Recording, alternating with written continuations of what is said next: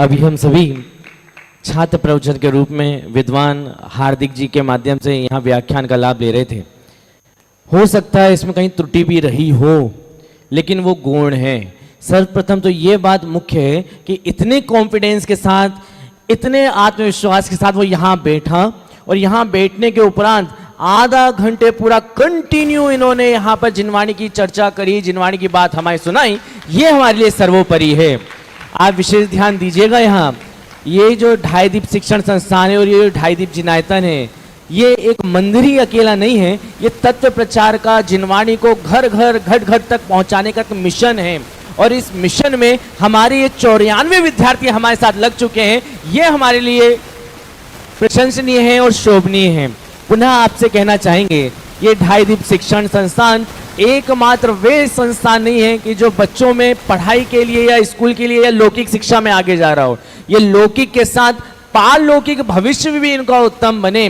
साथ ही साथ ये हो सकता है शास्त्रीय विद्वान ना भी बने, लेकिन ऐसी सभाओं में बैठकर उस तत्व को अपने हृदय में उतार ले, ये हमारे संस्थान का सर्वोपरि और सर्व महत्वपूर्ण, हमारी पूरी की पूरी सफलता का एकमात्र राज ये रहेगा कि अगर इन्होंने अपने अंदर भी उस तत्व को उतार लिया। तो ऐसा आपके बीच में पहली बार हमारे बीच में हार्दिक जी ने आए और इन्होंने अपना स्वाध्याय किया। ये पहली बार इनको ऐसी बड़ी सभा मिली है जिस सभा में आके इन्होंने स्वाध्याय किया है। अगर आप में से भी किसी को मैं उठाऊं और कहूं कि आधा घंटे आप द्रव्य गुण पर्याय पे बोल दें, तो आप में से कईयों के हाथ पैर फूल जाने वाले हैं।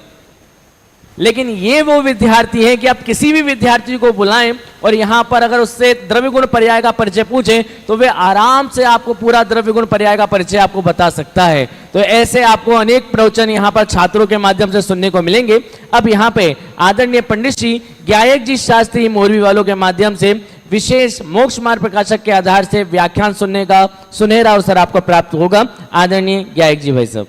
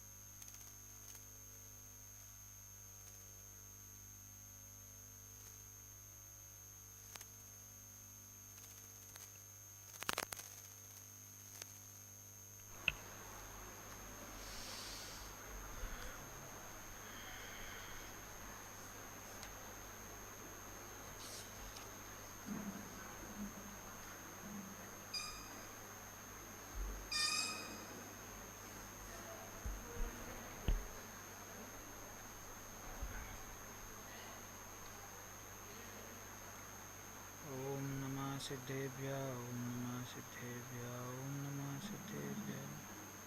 नमो अरहंतारं नमो सिद्धारं नमो आयर्यारं नमो उवज्जायारं नमो भूरि सवसाहुरं। मंगलं भगवान् वीरो मंगलं गौतमो गणी मंगलं कुंदकुंदाद्यो जैन धर्मोस्तु मंगलम्। सर्वमंगलमांगल्यं सर्वकल्याणकारकं प्रधानं सर्वधर्माणां जैनं जयतु शासनं जैनं जयतु शासनं। मंगलमय मंगलकरण वीतराग विज्ञान नमो ताहि जाते भय हरिहंता दिमा। करि मंगल करि हो महा ग्रंथ करन को कार याते मिले समाज सब पावे निज पद राज। हेलो हेलो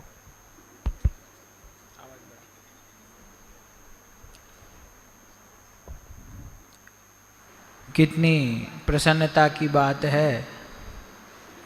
आपने अभी जिनागम का अध्ययन करने वाले एक छात्र का प्रवचन सुना। 10वीं कक्षा का छात्र है। इस उम्र के बालक आपके घर में शैतानियाँ करते हैं। इस उम्र के बालक जिन्हें खाने का, पीने का, खेलने का, घूमने का शौक होता है,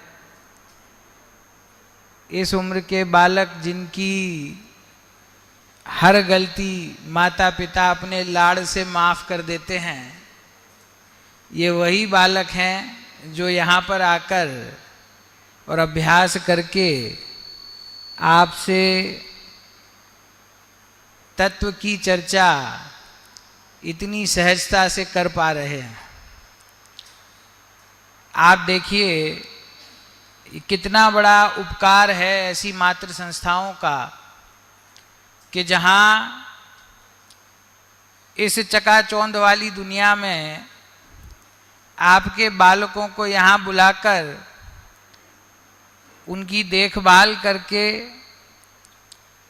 उनके भोजन की व्यवस्था, उनकी शिक्षण की व्यवस्था, उनकी रहने की व्यवस्था और साथ में जैन धर्म के संस्कार।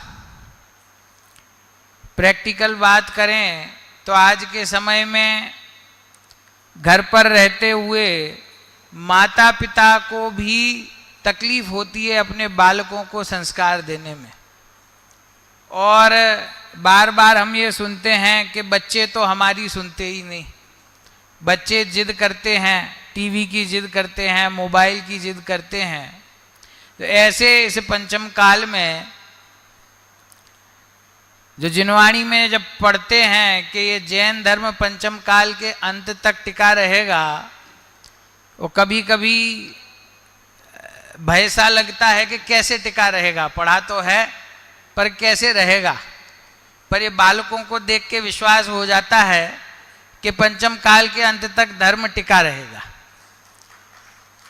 ये द्रव्य गुण पर्याय की चर्चा, 6 द्रव्य, उनके गुण, सामान्य गुण, विशेष गुण, उन गुणों की पर्याय, अर्थ पर्याय, व्यंजन पर्याय, स्वभाव और विभाव। 20, 30, 40 साल निकल गए अभ्यास करते हुए अपने को। अभी भी किसी को खड़ा करके पूछ लूँ ना कि अर्थ पर्याय और व्यंजन पर्याय क्या होती है और उसमें क्या भेद है और कितने प्रभेद हैं, है ना, तो अभी हम संकोच को प्राप्त हो जाएंगे। ये बालक बोलते हैं, बहुत उत्साहवर्धन करना चाहिए, बहुत अनुमोदना करना चाहिए। और अपने घर पे बालक हों इस आयु के तो जरूर विचार करना चाहिए कि उनको ऐसे स्थान पर भेजें कि वो भी ऐसे संस्कारों को प्राप्त कर सकें। चलिए अपने विषय पर आते हैं। 7वां अधिकार जैन मिथ्या दृष्टियों की मिथ्या बुद्धि को दूर करने वाला अधिकार है। जैन कुल में जन्म लेकर, चूंकि हमने जैन कुल में जन्म लिया है, सच्चे देवशास्त्र गुरु का श्रद्धान तो हमें जन्म से ही है। षट आवश्यक का हम पालन करते हैं, 5 उदुम्बर फल नहीं खाते हैं, मध्य मास मधु का त्याग हमारे है। इसीलिए हमको व्यवहार सम्यक्त्व तो जन्म से ही है। ऐसा भ्रम पालने वाले लोगों के लिए ये अधिकार यहाँ पर पंडित टोडरमल जी साहब ने लिखा है कि जो जैन कुल में जन्म लेकर के भी अपने विपरीत अभिप्राय के कारण से मिथ्या दृष्टि है, ऐसे जीवों की क्या भूल है, उनके अभिप्राय में ऐसी क्या गड़बड़ है कि इस कुल में जन्म लेने पर भी अभी तक वे सम्यक्त्व के अधिकारी नहीं हुए। उन प्रकरणों में से एक प्रकरण है ये उभयाभासी मिथ्या दृष्टि। कल हमने शाब्दिक अर्थ किया उभय अर्थात 2, और प्रकरण के अनुसार यहाँ चर्चा चल रही है निश्चय एवं व्यवहार। तो जो निश्चय और व्यवहार को, क्या उनका पहला यहाँ पे बात कही थी कि जिनवाणी में निश्चय और व्यवहार को बताया गया है, दोनों नयों की चर्चा जिनवाणी में है, इसीलिए हमें दोनों नए अंगीकार करना चाहिए। देखिए, शास्त्र में देखे बिना अभी आगे अपने हृदय पर हाथ रख के स्वयं से प्रश्न पूछिए कि दोनों नए जिनवाणी में हैं, इसीलिए दोनों नयों का अंगीकार करना चाहिए। ये बात हम स्वीकार करते हैं कि नहीं? करते हैं ना भाई। निश्चय की चर्चा भी है और व्यवहार की चर्चा भी है, और दोनों ही नए हैं और दोनों का वर्णन जिनवाणी में है, इसीलिए दोनों नए अंगीकार करने योग्य हैं। अब ये बात तो समझ में आई कि दोनों नए अंगीकार करने योग्य हैं, पर भूल क्या होती है कि निश्चय को उस प्रकार से अंगीकार करता है जैसा निश्चयाभासी करता है, और व्यवहार को, ये आवाज में कुछ तो गड़बड़ है, ट्रेबल या तो कम कराओ, बेस कुछ तो है, और व्यवहार को उस प्रकार से समझता है जैसा व्यवहाराभासी समझता है। क्योंकि यदि दोनों नयों को सही समझ ले तो फिर आभास रहेगा ही नहीं, और आभास नहीं रहेगा तो फिर मिथ्यात्व भी रहेगा नहीं। इसीलिए निश्चय और व्यवहार दोनों संबंधी विपरीत अभिप्राय चलता है, और साथ में ये भ्रम चलता है कि मैं दोनों नयों को बराबर अंगीकार कर रहा हूं। जैसा जिनवाणी में मुझे उपदेश दिया गया है, मैं बराबर उसका अनुसरण कर रहा हूं। इस भ्रम के साथ निश्चय और व्यवहार दोनों का पालन करता है। देखिए, आगे का पैराग्राफ पढ़ता हूं, आपके पीछे स्क्रीन पर आ गया होगा। दूसरा पैराग्राफ, यद्यपि इस प्रकार अंगीकार करने में दोनों नयों के परस्पर विरोध है। दूसरा पैराग्राफ है उभयाभासी मिथ्यादृष्टि प्रकरण का। तथापि करें क्या, सच्चा तो दोनों नयों का स्वरूप भासित हुआ नहीं, और जिन मत में दो नय कहे हैं उनमें से किसी को छोड़ा भी नहीं जाता। इसीलिए भ्रम सहित दोनों का साधन करते हैं, दोनों का साधन साधते हैं, वे जीव भी मिथ्या दृष्टि जानना। क्या कहा? कोई ये तर्क करे कि हम तो निश्चय का भी अंगीकार करते हैं और व्यवहार का भी अंगीकार करते हैं, और उसका कारण भी दे कि दोनों नयों का वर्णन जिनवाणी में है, इसीलिए हम दोनों नयों को अंगीकार करते हैं। तो पंडित जी कहते हैं ऐसे जीव भी मिथ्या दृष्टि जानना। क्यों जानना मिथ्या दृष्टि? नयों को अंगीकार करने से नहीं, परंतु नयों का सच्चा स्वरूप भासित नहीं होने से। कारण क्या है? निश्चय और व्यवहार दोनों नयों का सच्चा जो स्वरूप है, जैसा उनका निरूपण जिनागम में है, वैसा स्वरूप भासित नहीं हुआ। और छोड़ने की बात आए तो दोनों में से कोई नए छोड़ा भी नहीं जाता। देखो, व्यवहार के पक्ष वाला जो जीव है ना, वो भले ही व्यवहार का पालन कितना भी करे, लेकिन उससे प्रश्न करो कि क्या निश्चय सर्वथा छोड़ने योग्य है, तो वो कहेगा नहीं नहीं, क्योंकि भयभीत है ना अंदर से कि निश्चय को छोड़ दूंगा तो जिनाज्ञा का भंग होगा। और उसी प्रकार से निश्चय का पक्षपाती जो जीव है, उसको कहते हैं क्या ये व्रत तप संयम इत्यादि क्रिया छोड़ देने योग्य है? तो कहेगा नहीं नहीं, छोड़ने योग्य तो नहीं है। मैं करता नहीं हूं, ये बात तो सही है, पर छोड़ने योग्य नहीं है। क्यों? कि यदि ये कहे कि छोड़ने योग्य है तो जिनवाणी से विरोध होता है, तो छोड़ा भी नहीं जाता और सच्चा समझ में भी नहीं आता। इसका नाम है उभयाभासी। क्या कहा? छोड़ा भी नहीं जाता। जिन क्रियाओं को, देखो मैंने अभी ये नहीं कह रहा हूं कि ये क्रियाएं हैं, ये व्यवहार है, ये तो प्रकरण आगे आएगा। ये तो हमारी समझ क्या है व्यवहार के बारे में। हम जिन क्रियाओं को व्यवहार समझते हैं, बात सुनते हैं यहां निश्चय की, और क्रिया पालते हैं व्यवहार की, और ऐसा समझते हैं कि मैं दोनों का बराबर पालन कर रहा हूं, इसीलिए मैं सच्चे मार्ग पर आगे बढ़ रहा हूं।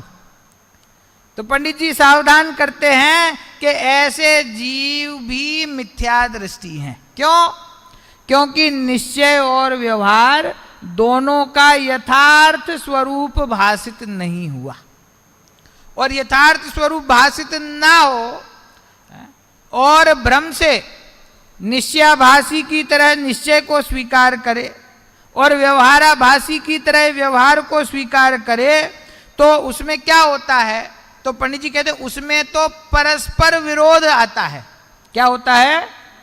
क्योंकि भाई निश्चय और व्यवहार, इन दोनों का जो विषय है वो विषय तो परस्पर विरोधी है। देखो यहां हमारे अभिप्राय को कैसे पकड़ रहे हैं पंडित जी, कि हमने कहा कि साहब हम तो निश्चय को भी स्वीकार करते हैं और हम व्यवहार को भी स्वीकार करते हैं। तो वे कहते हैं कि आत्मा निश्चय से कैसा है? कैसा? आत्मा शुद्ध है। और आत्मा व्यवहार से कैसा है? कि अशुद्ध है। तो बोलो ये बात सही है कि नहीं, कि आत्मा निश्चय से शुद्ध है और व्यवहार से अशुद्ध है?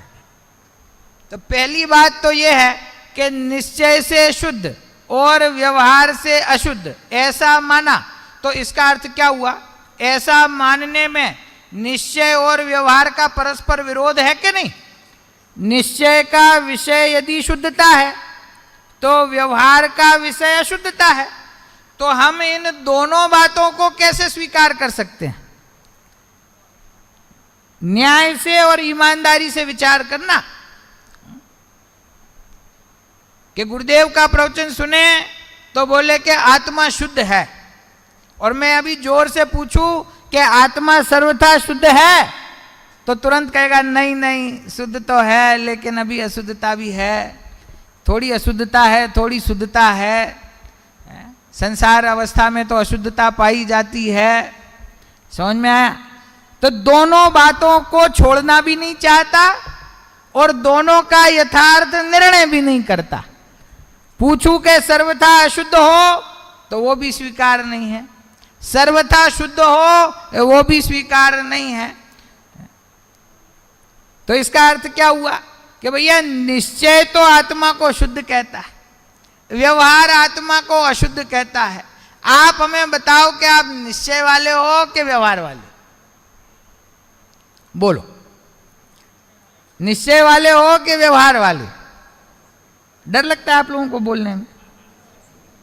मैं अपनी बताता हूं, आपको डर लग रहा होगा कि भैया हम तो गुरुदेव श्री को सुनने वाले हैं, हम तो निश्चय वाले हैं, आत्मा शुद्ध ही है, आत्मा वर्तमान में सिद्ध ही है, हमें तो यही बात स्वीकार है, और अशुद्धता की बात हमको स्वीकार ही नहीं है।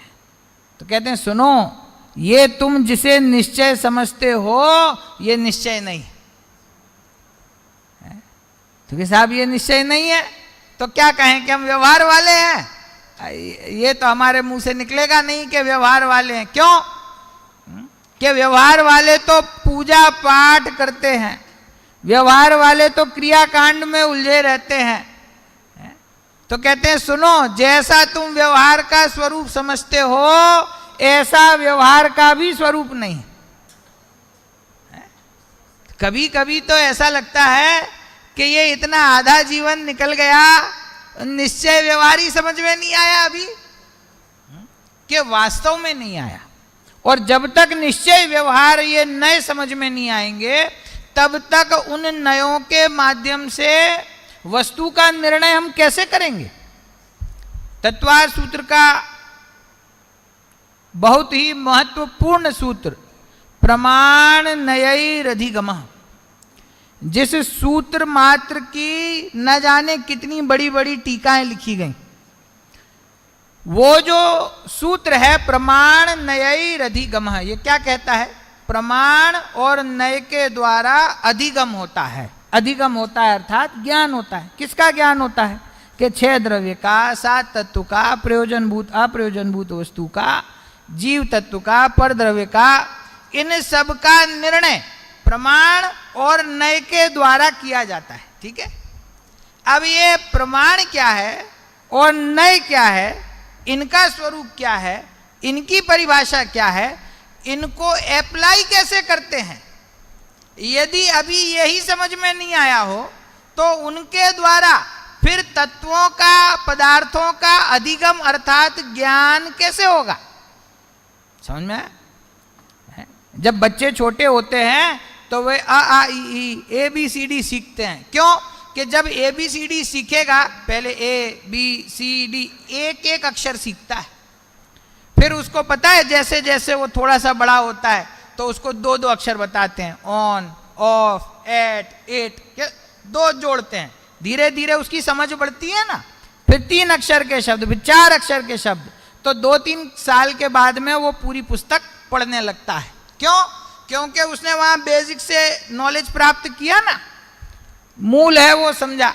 अब आ ई ही नहीं आता हो तो प्रेमचंद का उपन्यास पढ़ पाएगा कि नहीं पढ़ पाएगा? ABCD नहीं आती हो तो किसी महान लेखक ने, शेक्सपियर ने कविता क्या लिखी है उसको पढ़ पाएगा कि नहीं पढ़ पाएगा? क्यों? कि उसको पढ़ने के लिए जो मूलभूत आवश्यकता है पहले तो वो पूरी होनी चाहिए ना। तो ये जो निश्चय और व्यवहार नय है, इसकी जो समझ है, ये जैन दर्शन की मूलभूत आवश्यकता है।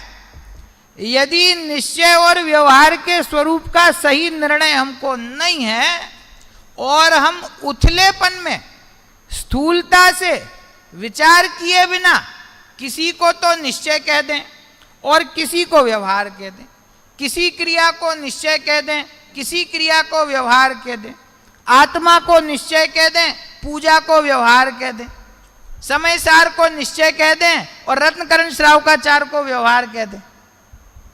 मैंने ऐसे लोग देखे हैं कि रत्नकरण श्रावकाचार चलता हो, ठीक है, ये तो व्यवहार का ग्रंथ है, स्थूल है, समझ में आया ना। अपने को तो समय सार में रुचि है, क्यों? वो ये समझता है कि ये जो रत्नकरण श्रावकाचार है ये व्यवहार का ग्रंथ है और समय सार जो है वो निश्चय का ग्रंथ है।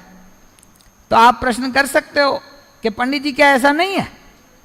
समय सार तो निश्चय का ही ग्रंथ है और रत्नकरण श्रावकाचार तो व्यवहार का ही ग्रंथ है।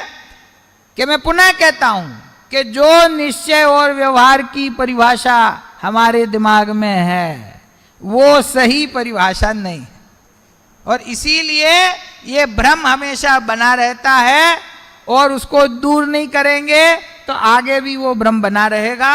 और उसका नुकसान क्या है कि उससे जैन धर्म के जो मूल सिद्धांत हैं, निमित्त उपादान है, वस्तु स्वातंत्र है, क्रमबद्ध पर्याय है, अकर्तावाद है, भेद विज्ञान है, ये जब तक निश्चय और व्यवहार का निर्णय नहीं होगा तब तक इन सिद्धांतों का सही ज्ञान नहीं हो सकता।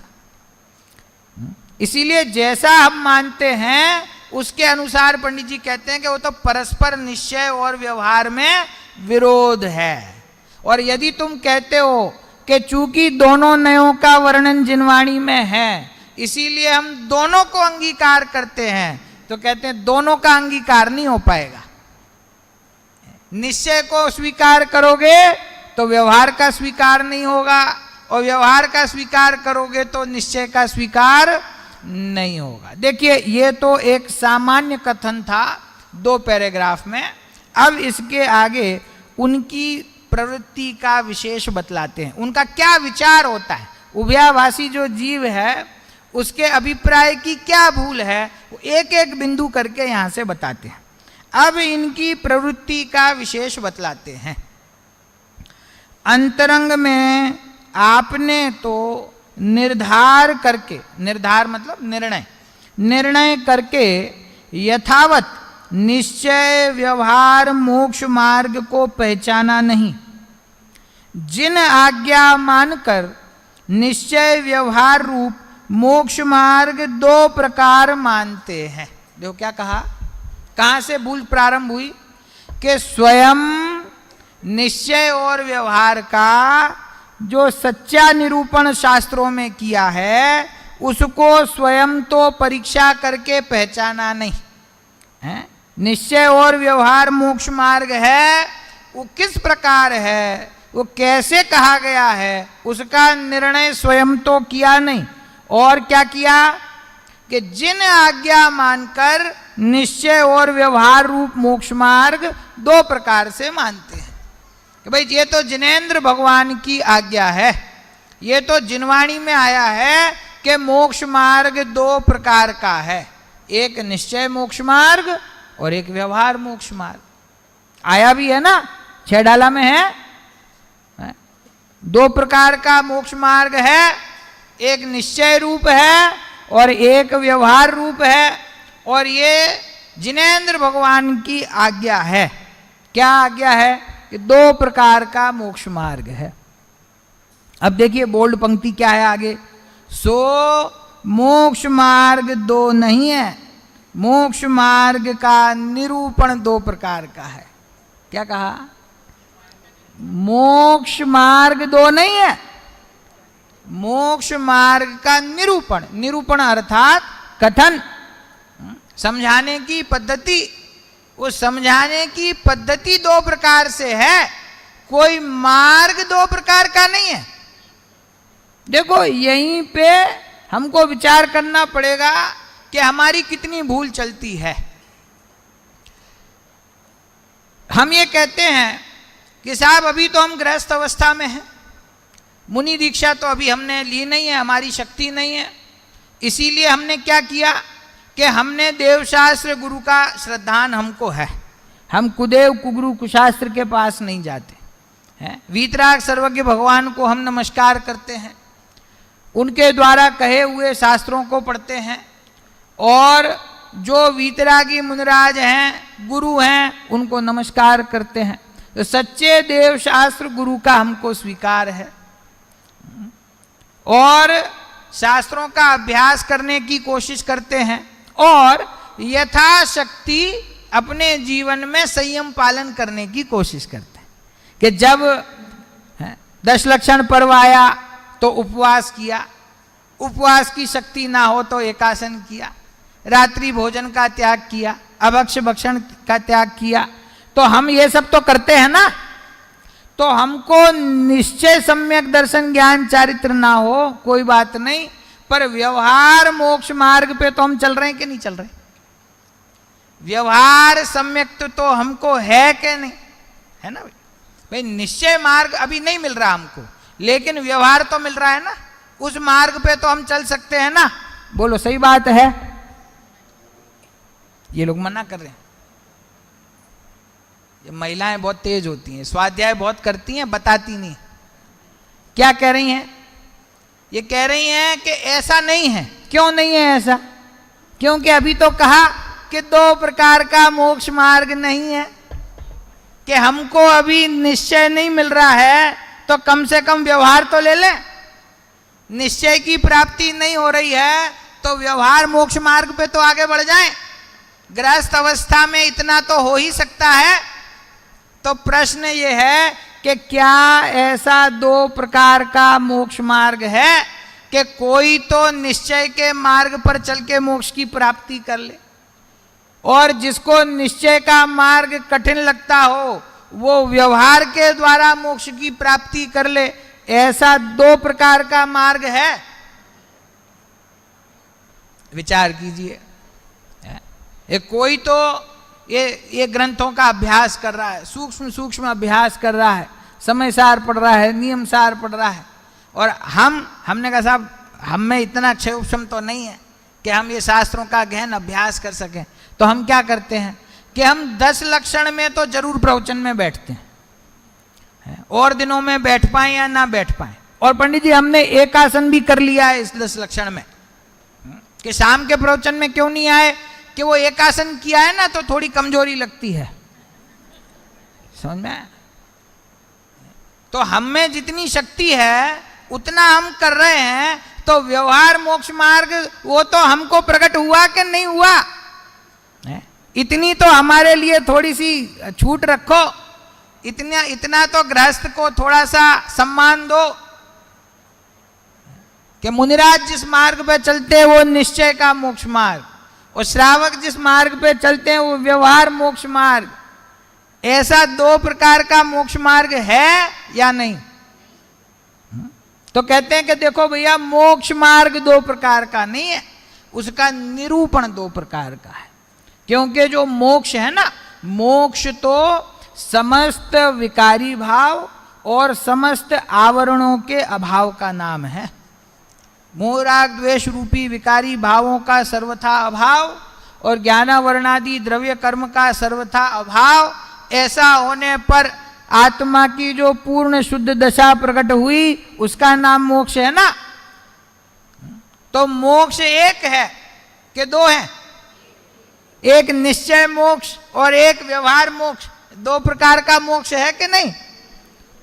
तो यदि मोक्ष 2 प्रकार का नहीं है तो उसका उपाय 2 प्रकार से कैसे हो सकता है, उसका मार्ग 2 प्रकार से कैसे हो सकता है? तो कोई कहेगा ऐसा अन्य मत में तो उपलब्ध है, ऐसा अनेक प्रकार का मार्ग उपलब्ध है, साहित्य में चर्चा आती है, सूरदास तुलसीदास सबने पढ़े हैं। एक ज्ञान मार्ग है और एक भक्ति मार्ग है। जो ज्ञान के द्वारा ईश्वर की प्राप्ति करना चाहे वो ज्ञान से कर ले, और जो ज्ञान से नहीं कर पा रहा, वेद नहीं पढ़ पा रहा, कहानियां बहुत सारी है ना, है? गोपियों से कहा कि कृष्ण की प्राप्ति करनी हो तो शास्त्र पढ़ो, वेदों का अभ्यास करो, तो कहते हम तो अनपढ़ हैं, हमें तो पढ़ना लिखना आता ही नहीं, तो वेदों का अभ्यास कैसे करें? कि वेद का अभ्यास नहीं कर सकते कि नहीं, तो क्या तुम एक काम करो, भगवान की भक्ति करो। तो वो भगवान की भक्ति से भी मोक्ष की प्राप्ति है, और शास्त्रों के अभ्यास से भी मोक्ष की प्राप्ति है। फिर धीरे धीरे क्या होता है, आने वाली जो पीढ़ी होती है वो उसके स्तर को गिराती जाती है। फिर वो कहते हैं कि देखो शास्त्र भी नहीं पढ़ सकते और भक्ति करने का भी समय नहीं है, अपना काम ईमानदारी से करना, यही भगवान की सच्ची भक्ति है। जो काम करते हो उसको ईमानदारी से करो, यह भी मोक्ष प्राप्ति का एक मार्ग है। अन्य की सहायता करना यह भी मोक्ष प्राप्ति का एक मार्ग है। भूखे को भोजन कराना, प्यासे को पानी पिलाना, पशुओं की रक्षा करना, यह भी एक मोक्ष प्राप्ति का मार्ग है। बोलो इतने मार्ग हैं कि नहीं है? कि भैया न्याय से विचार करो, ये जितने भी मार्ग तुम्हें दिखाई देते हैं, क्या इनसे कर्म बंधन का अभाव संभव है? ये सारे मार्ग, कुछ तो तुम्हें शुभ और अशुभ का ही ज्ञान नहीं है तो क्या कहा जाए, अशुभ प्रवृत्ति करे, अशुभ भाव करे और फल इच्छे के मुझे भगवान मिल जाएंगे, मुझे मोक्ष मिल जाएगा, तो ये तो न्याय से संभव है नहीं। जितने भी बाहर में साधन हैं, जो क्रियाएं हैं, वो सब शुभ भाव रूप हैं, और उन शुभ भाव रूप क्रियाओं से मोक्ष की प्राप्ति हो जाए तो कर्म सिद्धांत को झूठा साबित करना पड़ेगा। तो मोक्ष मार्ग 2 नहीं, क्या है? मोक्ष मार्ग का निरूपण 2 प्रकार से है। निरूपण अर्थात कथन 2 प्रकार से है। देखिए आगे क्या कहते हैं, बड़ी प्रसिद्ध पंक्ति है, जहां सच्चे मोक्ष मार्ग को मोक्ष मार्ग निरूपित किया जाए सो निश्चय मोक्ष मार्ग है, और जहां जो मोक्ष मार्ग तो है नहीं परंतु मोक्ष मार्ग का निमित्त है, वह सहचारी है, उसे उपचार से मोक्ष मार्ग कहा जाए, सो व्यवहार मोक्ष मार्ग है। क्योंकि निश्चय व्यवहार का सर्वत्र ऐसा ही लक्षण है। क्या कहा? निश्चय व्यवहार का सर्वत्र ऐसा ही लक्षण है। मतलब जिनवाणी में जिन जिन स्थानों पर निश्चय और व्यवहार का वर्णन है, उन सभी जगहों पर ऐसा ही वर्णन है। कैसा? जो इसके पहले वाली पंक्ति में कहा वैसा। कि साहब क्या कहा, हमारे तो समझ ही नहीं आया। तो एक सरल प्रश्न से मैं शुरू करता हूं इस विषय को, ठीक है? बहुत ही सरल प्रश्न है, ग्रंथ में से नहीं है, और मुझे सबके हाथ ऊपर चाहिए। पूजन में बादाम चढ़ाते हैं ना, तो बादाम चढ़ाते हैं तो ऊपर तो छिलका है कठोर, और उसके अंदर उसको क्या कहते हैं? मिगी, है ना? तो ऊपर छिलका है और अंदर मिगी है। अब मेरा आपसे प्रश्न ये है कि इसमें से निश्चय कौन है और व्यवहार? अगर आपने इसका उत्तर दे दिया तो आप आगे का विषय बहुत सरलता से समझ लेंगे।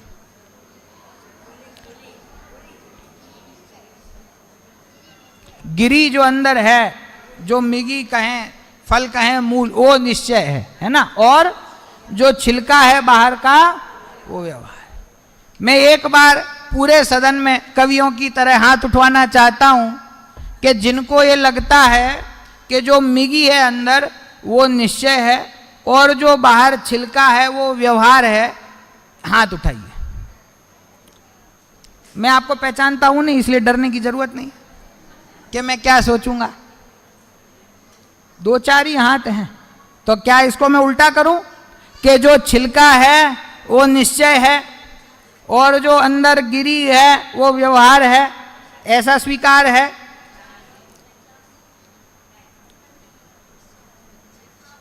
अगर 95% लोग मुझे जवाब नहीं देंगे, मैं तो बोल के भी नहीं मांग रहा, सिर्फ हाथ उठाने के लिए कह रहा हूं, है कि अंदर जो फल है, दादी मां, अंदर जो फल है वो निश्चय और बाहर जो छिलका है वो व्यवहार। ये लोग मना कर रहे हैं। जब ये बोलते हैं तो आप मना करते हो, आप बोलते हो तो ये मना करते हैं। कैसे आगे बढ़ेंगे? पूरे सदन में एक सहमति तो लानी पड़ेगी ना, है? ये मना कर रहे हैं कि अंदर का फल जो है वो निश्चय नहीं है और बाहर का जो छिलका है वो व्यवहार नहीं है। क्यों? क्योंकि किसी भी द्रव्य, किसी भी भाव, अभी आएगा, किसी भी वस्तु, किसी भी क्रिया, किसी भी पर्याय का नाम निश्चय या व्यवहार नहीं है। क्या कहा? किसी भी वस्तु का नाम जगत में निश्चय नहीं है और किसी भी वस्तु का नाम जगत में व्यवहार नहीं है। समझ में आया? देखो ये क्या है? माइक है ना, ये माइक जो है ये निश्चय है कि व्यवहार? ये निश्चय व्यवहार नहीं है, कुछ भी नहीं है। क्यों? साहब ये तो माइक है, तो फिर निश्चय व्यवहार कहाँ है? चलो इसमें नहीं समझ में आ रहा है। आत्मा, हमारा भगवान आत्मा, वो भगवान आत्मा निश्चय है कि व्यवहार? मैं थोड़ी आपके दिमाग की एक्सरसाइज कराऊंगा, है ना? अपन यहाँ पे क्या है, वो कथा नहीं चलाते, भागवत कथा नहीं चलती है कि बोलूं मैं और धर्म आपका हो जाए, है? ये तो थोड़ा विचार अपने को करना पड़ेगा। क्या कहा मैंने? आत्मा जो है वो निश्चय है कि व्यवहार? और एक प्रश्न देता हूं ताकि आपको विषय और सरल हो कि हम भगवान की पूजा करते हैं अथवा उपवास करते हैं, वो निश्चय है या व्यवहार? व्यवहार। व्यवहार नहीं है।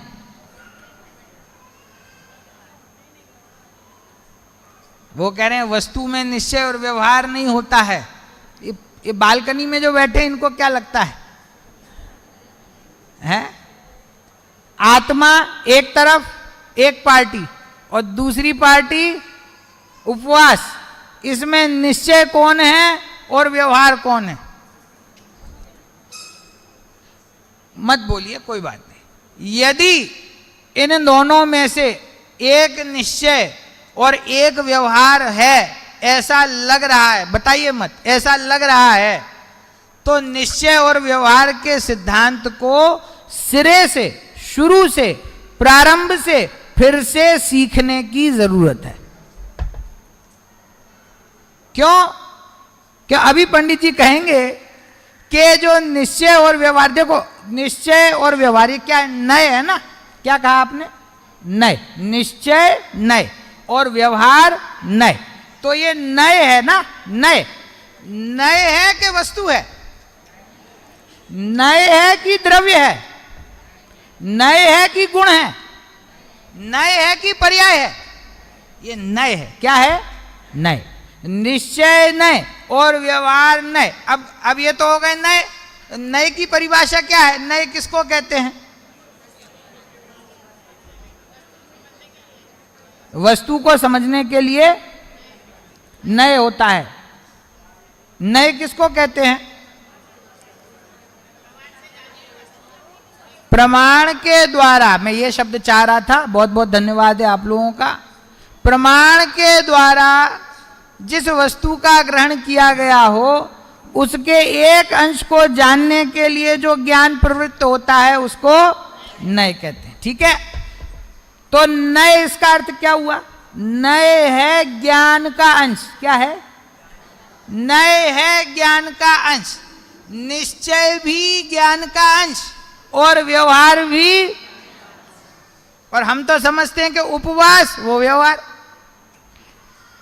व्यवहार मतलब भगवान की पूजा, व्यवहार मतलब शुद्ध भोजन, और निश्चय मतलब आत्मा की बात। समझ में आया अंतर आपको? ये नय है, ये कोई वस्तु नहीं है, नय है। नय मतलब क्या? ज्ञान का अंश।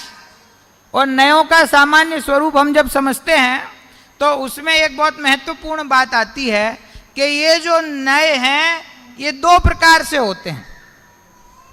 एक तो ज्ञानात्मक और एक वचनात्मक। क्या कहा? ज्ञानात्मक। सारे नय जितने भी जगत में नय है ना, निश्चय हो, व्यवहार हो, द्रव्यार्थिक हो, पर्यायार्थिक हो, जितने भी नय हैं वो सारे नय दो प्रकार के हैं। कौन कौन से दो प्रकार? ज्ञानात्मक और वचनात्मक। इसका मतलब क्या होता है? ज्ञानात्मक नय, तो ज्ञानात्मक मतलब हम विचार करते हैं ना, अपने ज्ञान में हमने वस्तु का विचार किया तो वहां नय को हमने जो अप्लाई किया, तो कहां अप्लाई किया? ज्ञान में, वस्तु को समझने के लिए। जैसे उदाहरण हमारे विद्यार्थी ने बताया, पुद्गल द्रव्य में कौन कौन से गुण होते हैं? स्पर्श, रस, गंध, वर्ण, है ना? तो ये जो आम के सीजन में बढ़िया आम आता है, वो उसका स्वाद कैसा होता है?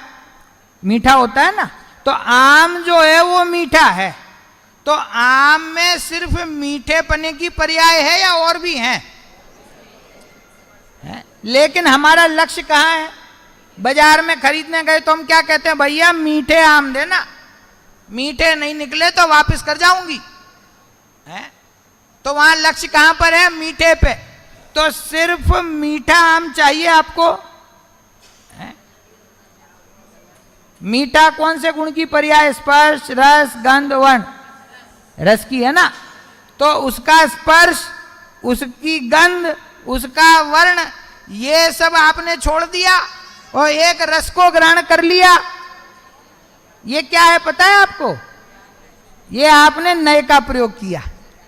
पता चले या ना चले, ये नय का प्रयोग है। तो वहां आपने अपने ज्ञान में नय लगाया और रस गुण को मुख्य किया और बाकी को गौण कर दिया। तो ये तो हो गए ज्ञानात्मक नय। और दूसरे कि उस नय को वचनों के द्वारा समझने और समझाने के लिए प्रयोग करना। वस्तु के किसी एक गुण को मुख्य करके उसकी चर्चा करना। तो अन्य का क्या होता है कि अन्य उस समय गौण हो जाते हैं, है ना? प्रश्न किया कि आत्मा का स्वरूप क्या है? क्योंकि आत्मा तो ज्ञानमयी है, कि ज्ञान के अलावा उसमें क्या दूसरा कुछ नहीं है? कि नहीं, कुछ नहीं है, सिर्फ ज्ञान है।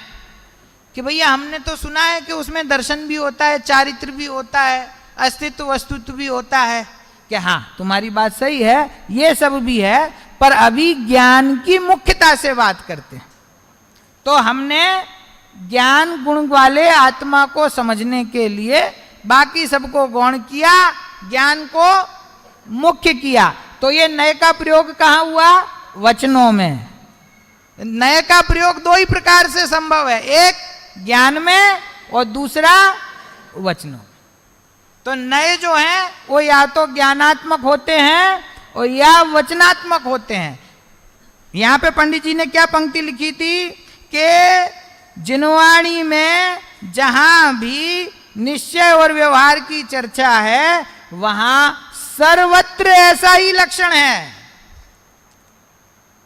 अब हमने क्या किया कि ना तो हमने ज्ञान में नहीं लगाए, ना हमने वचनों में नहीं लगाए, हम लगाना चाहते हैं उसको वस्तुओं में, हम लगाना चाहते हैं उसको द्रव्यों में, हम लगाना चाहते हैं उसको क्रियाओं में, जबकि यहां पे उसकी एप्लीकेबिलिटी है ही नहीं। वो नए जो है वो वस्तु में लगता ही नहीं, नए जो है वो क्रिया में लगता ही नहीं। अभी आप समझेंगे इसको धीरे धीरे। नए क्रिया में लागू नहीं पड़ता, चाहे वो निश्चय हो या व्यवहार हो। नए वस्तु में लागू नहीं पड़ता, नए व्यवहार में लागू, नए भाव में लागू नहीं पड़ता, चाहे वो निश्चय हो या व्यवहार हो। तो कहाँ लागू पड़ता है कि या तो ज्ञान में और नहीं तो वचन में। इसके अलावा उसको कहीं पे प्रयोग नहीं किया जा सकता। समझ में आ रहा है आप? अगर इस प्रकार से वो दूसरी बात है, वो अभी यहां प्रकरण नहीं है ना। तो यहां पे क्या अपन समझना चाह रहे हैं कि जो दो प्रकार का मोक्ष मार्ग कहा, तो कहते हैं कि दो प्रकार का मोक्ष मार्ग नहीं है, उसकी कथन पद्धति, निरूपण मतलब कथन पद्धति दो प्रकार की है। तो क्या है वो कथन पद्धति? तो कहते हैं जहां जो सच्चा मोक्ष मार्ग है उस सच्चे मोक्ष मार्ग को ही, समझिएगा, सच्चे मोक्ष मार्ग को ही सच्चा मोक्ष मार्ग कहा जाए तो वह निश्चय मोक्ष मार्ग है। और जो मोक्ष मार्ग तो है नहीं परंतु मोक्ष मार्ग का निमित्त है अथवा सहचारी है, उसको उपचार से मोक्ष मार्ग कहा जाए, सो व्यवहार मोक्ष मार्ग है। जो उपचार शब्द लिखा है, क्या लिखा है? उपचार से। उपचार शब्द का मतलब क्या होता है? उपचार मतलब इंग्लिश में बता दूं, उपचार मतलब फॉर्मालिटी। उपचार मतलब क्या होता है? हम कहते हैं ना आज मंत्रियों की औपचारिक बैठक थी। औपचारिक, औपचारिक मतलब क्या होता है? उपचार। उपचार मतलब क्या होता है? Formal, formality. समझ में आया? बिल्कुल सटीक शब्द है उपचार को समझने के लिए। तो क्या कह रहे हैं? जो वास्तव में मोक्ष मार्ग है उसको ही यदि मोक्ष मार्ग कहा जाए तो वह निश्चय मोक्ष मार्ग है। और जो मोक्ष मार्ग तो वास्तव में नहीं है परंतु सच्चे मोक्ष मार्ग का निमित्त है अथवा सच्चे मोक्ष मार्ग का सहचारी, सहचारी मतलब साथ में पाया जाने वाला भाव, सहचारी है, तो उसको उपचार से मोक्ष मार्ग कहना, ये व्यवहार मोक्ष मार्ग है। इसका अर्थ क्या हुआ कि जिसको हम व्यवहार मोक्ष मार्ग समझते हैं ऐसा व्यवहार मोक्ष मार्ग नाम की कोई वस्तु ही नहीं है। व्यवहार मोक्ष मार्ग अर्थात उपचरित कथन, जो मोक्ष मार्ग नहीं है उसको भी मोक्ष मार्ग उपचार से कहना। उपचार शब्द का प्रयोग किया है। उपचार आप समझ गए ना? हाँ, औपचारिकता निभाते हैं ना। हमने, हमारे घर में शादी का प्रसंग आया और सारे मेहमानों को हमने बुलाया, तो हमने हमारे जीजाजी को भी बुलाया और जीजाजी अपने एक मित्र को भी ले आए क्योंकि वो भी इसी शहर में रहते थे। तो कि ये हमारे साथ आए हैं, तो घर के बच्चे हैं वो उनके मित्र को भी जीजाजी कहते हैं। क्या कहते हैं? क्योंकि जीजाजी के जीजाजी को क्या कहते हैं, या जीजाजी के मित्र को क्या कहते हैं, कोई शब्द है? तो बच्चे ने बुलाया जीजाजी, तो उसके दोस्त ने बोला यार तुम्हारे जीजाजी को तो मैं पहचानता हूं, ये तो नहीं है, तुम पहले तो किसी और को जीजाजी बताते थे, अब ये नए जीजाजी कहां से आ गए, बहन तो एक ही है तुम्हारी, है? तो बोले सुनो, ये जीजाजी के दोस्त हैं, ये यहीं इंदौर में रहते थे, घर के पास में ही थे, तो इनको भी बुला लिया, तो अब इनको क्या कहें? ये उपचार से जीजाजी हैं, सच्चे जीजाजी, उनको जीजाजी कहना, जो जीजाजी नहीं है उनको जीजाजी कहना, कहना वो भी उपचार से, उसका नाम है उपचार। समझ में? उपचार किसको कहते हैं? कि जो मोक्ष मार्ग नहीं है लेकिन मोक्ष मार्ग के साथ पाया जाता है, अथवा मोक्ष मार्ग का निमित्त है, उसको उपचार से मोक्ष मार्ग कहा जाता है, उसे मोक्ष मार्ग कहना, इसका नाम व्यवहार मोक्ष मार्ग है। तो इससे क्या अर्थ फलित हुआ कि मोक्ष मार्ग तो एक ही है, जो है उसको ही मोक्ष मार्ग कहना ये तो निश्चय है, और जो मोक्ष मार्ग नहीं है उसको भी उपचार से मोक्ष मार्ग कहना ये व्यवहार मोक्ष मार्ग है। तो इस प्रकार से मोक्ष मार्ग का निरूपण दो प्रकार से है, एक निश्चय और एक व्यवहार। लेकिन दो प्रकार का मोक्ष मार्ग है, निश्चय और व्यवहार, ये बात सही नहीं है। और पंडित जी ने बहुत जोर दे के ये बात कही है कि जिनवाणी में सर्वत्र ही निश्चय व्यवहार का यही लक्षण है। क्या लक्षण समझ में आया? जो है उसको वैसा ही कहना वो निश्चय, और जो जैसा नहीं है उसको उपचार से कहना ये व्यवहार। ये ही निश्चय और व्यवहार का लक्षण है, ये ही निश्चय और व्यवहार का स्वरूप है। इसके अलावा जिनवाणी में दूसरा कोई व्यवहार का स्वरूप नहीं। यदि हम कुछ और अन्य प्रकार से निश्चय और व्यवहार मानते हैं तो हमें अपने अभिप्राय को सुधारना चाहिए। देखिए अगली ये भी बहुत महत्वपूर्ण पंक्ति है, सच्चा निरूपण सो निश्चय और उपचार निरूपण सो व्यवहार। इसीलिए निरूपण अपेक्षा दो प्रकार मोक्ष मार्ग जानना, किंतु एक निश्चय मोक्ष मार्ग है, एक व्यवहार मोक्ष मार्ग है। इस प्रकार दो मोक्ष मार्ग मानना मिथ्या है। उस मोक्ष को प्राप्त करने का उपाय दो प्रकार से संभव है। कोई निश्चय से उसकी प्राप्ति कर ले, निश्चय से ना कर सके तो व्यवहार से भी उसकी प्राप्ति हो सकती है। ऐसा कोई मानता हो तो पंडित जी कहते हैं ऐसा मानना मिथ्या है। मोक्ष मार्ग दो प्रकार का नहीं है, तथा निश्चय व्यवहार दोनों को उपादेय मानता है, सो वह भी भ्रम है, क्योंकि निश्चय व्यवहार का स्वरूप तो परस्पर विरोध सहित है। क्या कहा? कोई कहता है कि भैया हमें तो निश्चय भी उपादेय है और व्यवहार भी उपादेय है। क्यों? वही बात, वही न्याय कि जिनवाणी में दोनों की चर्चा है, तो हम तो निश्चय को भी उपादेय मानते हैं और व्यवहार को भी उपादेय मानते हैं। तो कहते ऐसा मानना भी मिथ्या है। क्यों मिथ्या है? क्योंकि निश्चय और व्यवहार का स्वरूप तो परस्पर विरोध सहित है। देखो हम जैन है ना, तो हिंसा में धर्म है कि अहिंसा में धर्म है? क्या प्रश्न कर रहा हूं? सरल प्रश्न है, कोई उसमें मैं गूढ़ा उत्तर नहीं चाहता हूं आपसे। हिंसा में धर्म है कि अहिंसा में धर्म है? भाई हम तो अहिंसा प्रधान धर्म है ना हमारा, है?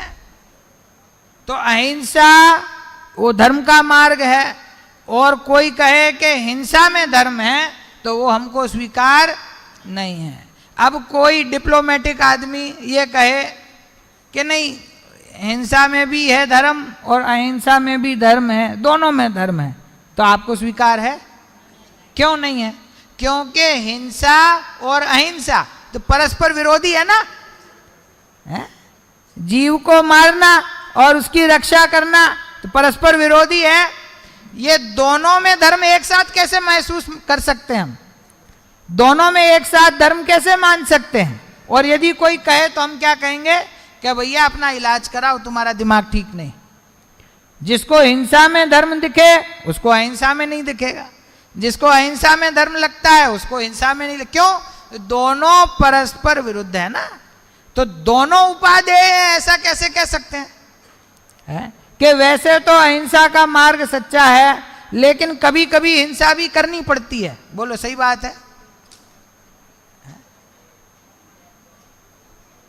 धर्म संस्थापनार्थाय, विचार कर लेना कि वैसे तो अहिंसा का मार्ग सच्चा है, लेकिन आवश्यकता पड़ जाए तो धर्म की रक्षा के लिए दो चार को निपटाना भी पड़े तो कोई दोष नहीं।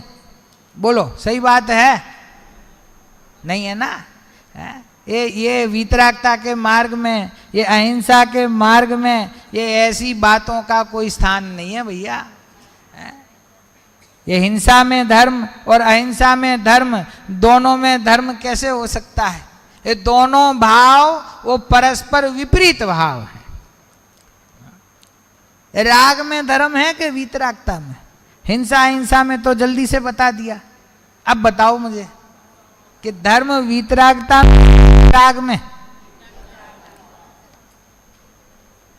सोच के बोलना, मैं अभी 2-3 प्रश्न और पूछूंगा। राग में धर्म है कि वीतरागता में? वीतरागता में। और देव शास्त्र गुरु के प्रति विनय का भाव, धर्म के प्रति वात्सल्य का परिणाम, साधर्मी के प्रति वात्सल्य का परिणाम, माता का बालक के लिए प्रेम, राग है कि नहीं है? देव शास्त्र गुरु के प्रति राग, वो राग है कि नहीं है? पक्की बात है। अब प्रश्न फिर से दोहराऊं कि राग में धर्म है कि वीतरागता में?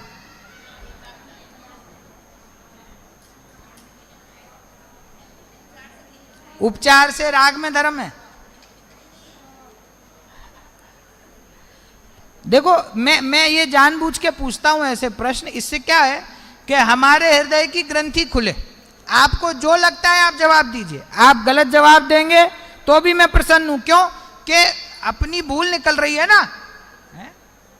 कि कहते तो हैं कि जैन धर्म वीतरागता रूप धर्म है, लेकिन सारे के सारे मंद कषाय रूप राग में धर्म भाषित होता है कि नहीं होता? तो इसका अर्थ क्या हुआ कि अभी यही निर्णय नहीं है कि राग में धर्म है कि वीतरागता में, कि थोड़ा थोड़ा वीतरागता में भी है और थोड़ा थोड़ा राग में भी है। थोड़ा धर्म राग रूप है और थोड़ा वीतरागता रूप है। ऐसा संभव नहीं है। क्यों नहीं है? क्योंकि राग और वीतरागता परस्पर विरोधी भाव है। तो राग भी उपादेय और वीतरागता भी उपादेय, दोनों भाव उपादेय कैसे हो सकते हैं? बोलो। उपादेय का अर्थ तो समझते हैं ना। उपादेय मतलब ग्रहण करने योग्य। तो राग जो है वो ग्रहण करने योग्य है कि नहीं? यदि तुम वीतरागता को ग्रहण करने योग्य मानते हो तो राग ग्रहण करने योग्य नहीं, और राग को ग्रहण करने योग्य मानते हो तो वीतरागता का तुमको अभी निर्णय नहीं है। और कोई कहे कि हमें तो राग में भी धर्म दिखता है और वीतरागता में भी धर्म दिखता है, कि भैया तुमको दोनों का ही निर्णय नहीं।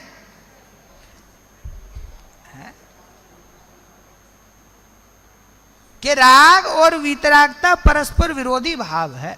परस्पर विरोधी भाव है तो उपादेय तो एक ही होगा ना। हिंसा और अहिंसा में उपादेय तो एक ही होगा, राग और वीतरागता में उपादेय एक ही होगा ना। दोनों कैसे हो सकते हैं उपादेय? तो कहते हैं कि यदि हम निश्चय और व्यवहार, अब यहां का प्रश्न ग्रंथ में से, निश्चय और व्यवहार दोनों को उपादेय मानता है, वह भी भ्रम है। बोलो ये भ्रम हमको है कि नहीं? कि निश्चय भी उपादेय है और कहीं कहीं पे व्यवहार भी उपादेय है। कि पंडित जी आपकी बात सुन रहे हैं, इसका मतलब है कि निश्चय उपादेय लगता है तभी तो ये बात सुन रहे हैं। और पूजा पाठ स्वाध्याय संयम तप दान करते हैं तो इसका मतलब है कि उसमें भी कहीं थोड़ी थोड़ी उपादेयता भाषित होती है कि नहीं होती। देखो ये कठिन है प्रश्न है। जो राग भाव है, देखो जो 5 इंद्रियों के विषयों में जो राग होता है ना, वो राग तो हमको छोड़ने जैसा लगता है, ये तो छोड़ने योग्य है। लेकिन जो प्रशस्त राग है, जो मंद कषाय रूप भाव है, और सरल भाषा में कहूं कि जो पुण्य का भाव है, वो पुण्य के भाव में बोलो हमको धर्म दिखाई देता है कि नहीं देता।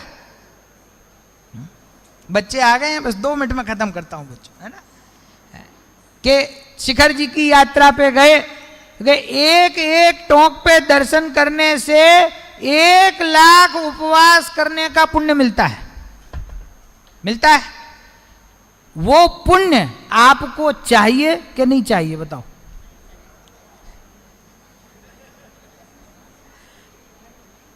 बोलो, वो पुण्य उपादेय है कि नहीं है।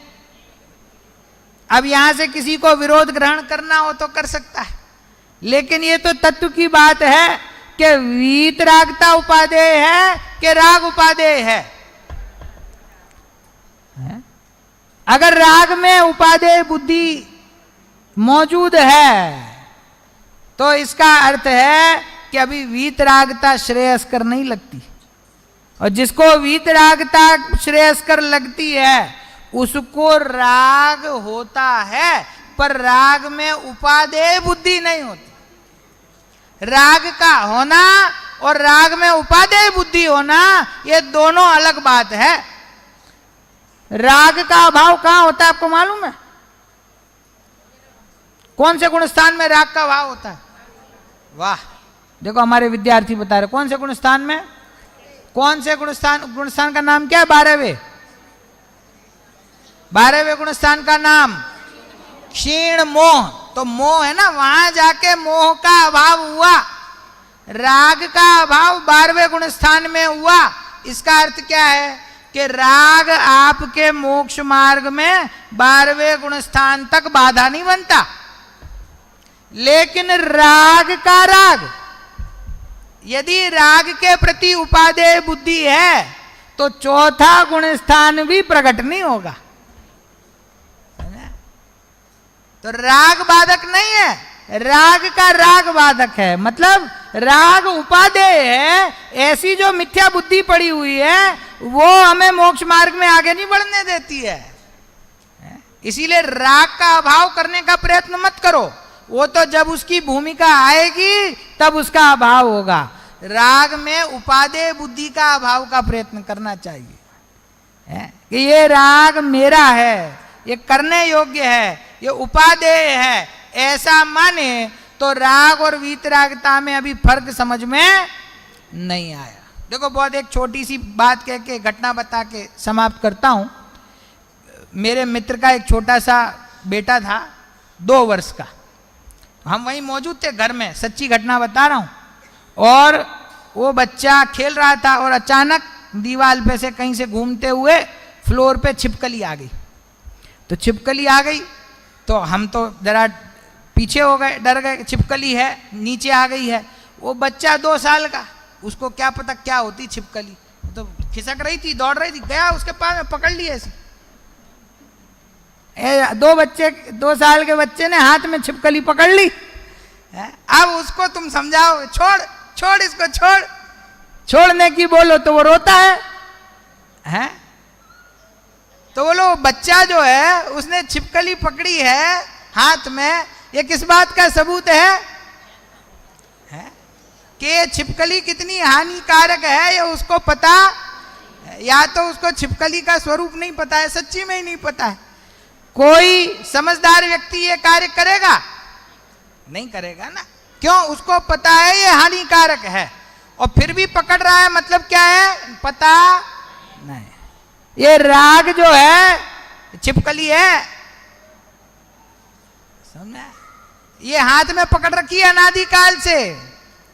ये ज्ञानी गुरु समझा रहे छोड़ दे बेटा छोड़ दे, तो हम रोते हैं कि नहीं हमसे नहीं छूटेगी। तो इसका मतलब क्या है कि वो राग मेरे लिए कितना अहितकारी है, कितना दुखदाई है, उसके कारण से बंद होता है, ये सब जानते हुए भी उसका सच्चा निर्णय नहीं है, तभी उस राग में उपादेयता भासित होती है। ये मैंने आपको उदाहरण दिया कि निश्चय और व्यवहार का जो विषय है वो परस्पर विरोध को लिए हुए है। इसीलिए कोई ये कहे कि मुझे निश्चय भी उपादेय है और व्यवहार भी उपादेय है, तो ये भ्रम है। क्यों? क्योंकि उनका विषय परस्पर विरोध सहित है। किस प्रकार से विरोध सहित है, आगम के उद्धरणों के साथ में पंडित जी साहब ने यहाँ बताया है, उसकी चर्चा हम कल करेंगे, अभी समय हो